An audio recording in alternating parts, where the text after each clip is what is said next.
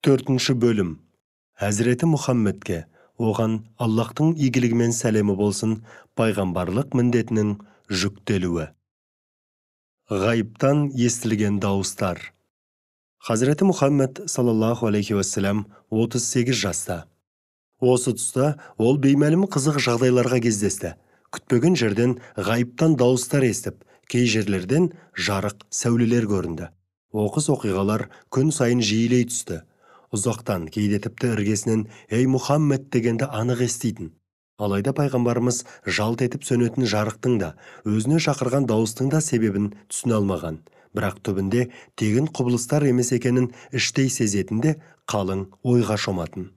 Анда-санда ішін кемірген ойларын, көзімен көрген таңғажайыптарды қымбатты жары Хадишаға ақтарып, сырларын сонымен ғана бөлісетін. Сол тұста мына дүниедегі жан дегенде жалғыз арқа сүйері, жұбаныша Хазіреті Хадиша болды. Ол жұбайының ыңғайына қарап, айтқандарын зейін қойып тыңдайтын, жанын салып қорғап, қолпаштайтын. Хазіреті Мұхаммедтің саллаллаху алейхи вассалам осынау беймәлім халі 1 жылға созылды. Хазіреті Мұхаммед оған Аллахтың игілігімен сәлемі болсын 38 жасынан бастап садық түстер көре бастады. Яғни күндіз болатын уақиғалар оған түнде ұйқылы ояу халінде көрсетілетін болды. Түнде түсінде көргендері таңертең айна қатесіз қайталанатын.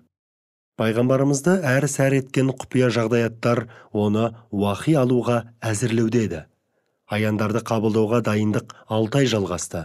Дүние сұлтанының мүбәрәк рухы осылайша өткен 6 айдан соң мұнан былай жападан жалғыз қалғанды қалайтын. Көпшіліктен бөлек аулаққа кетіп, өзімен өзі ойға берілуді аңсады.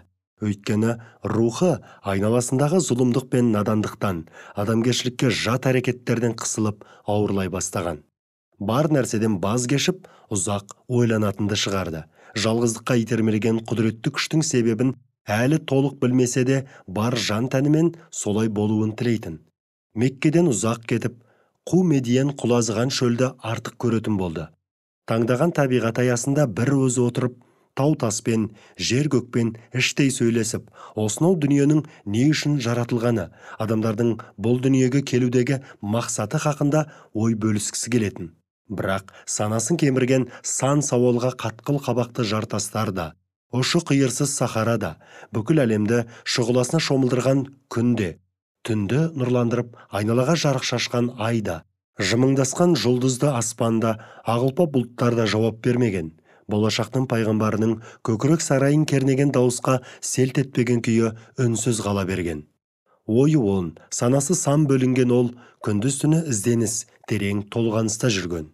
Міне, күллі әлемнің мақтанышы Хазіреті Мұхаммедтің саллаллаху алейхи вассалам рухы сырттай қарағанда жалғыздыққа ұмтылғандай болғанмен, шындығында ол рухының түкпіріндегі бүкіл болмыстың жаратушысы Алла тағалаға деген құштарлықты бастыра алмай әлекті.